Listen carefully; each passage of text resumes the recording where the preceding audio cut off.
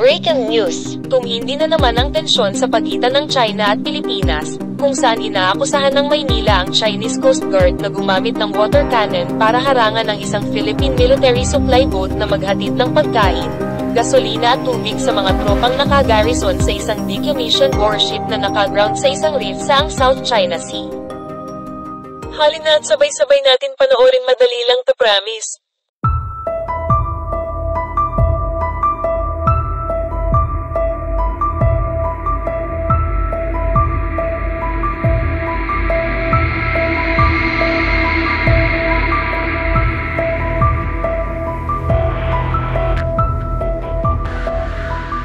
Sumali ang Pilipinas sa mga naval drill na pinamumunuan ng Japan habang umaangat ang pakikipaglaban sa China sa pinag-aagawang South China Sea.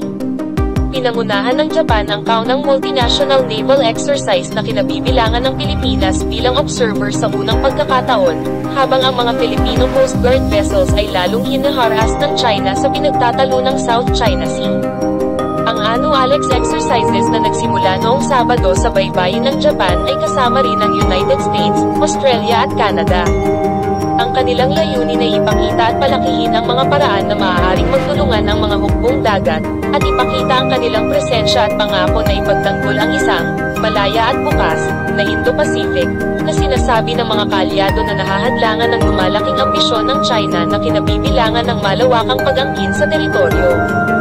Noong Sabado, isang napiling grupo ng mga mamamahayag, kabilang ang The Associated Press, ay lumipad sa isang B-22 Osprey aircraft patungo sa USS Carl Vinson aircraft carrier upang obserbahan ang mga pag-takeoff at paglapag ng F-35C, Lightning, stealth fighter, pati na rin ang F-A-18 Super Hornet jet at A-18 Growlers.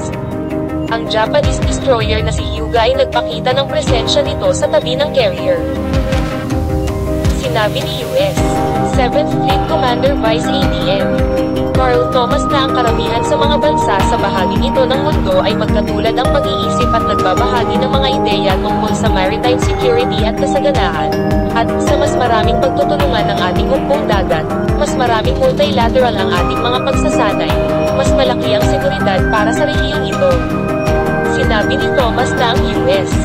Navy ay nag-deploy ng dalawang aircraft carrier, ang USS Carl Vinson at ang USS Ronald Reagan, sa Pasipiko sa kabila ng mga hindi magandang sitwasyon na nangyayari sa ibang bahagi ng mundo.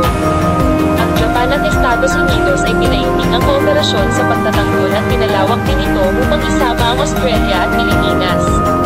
Ang mga kaalyado ay nagbabahagi ng pagkabahala tungkol sa lumalagong paninindigan at tensyon ng China sa pinamumunuan ng sarili na Taiwan, na inaangkin ng China na sarili nitong mag-iisa sa pamamagitan ng puwersa kung kinakailangan.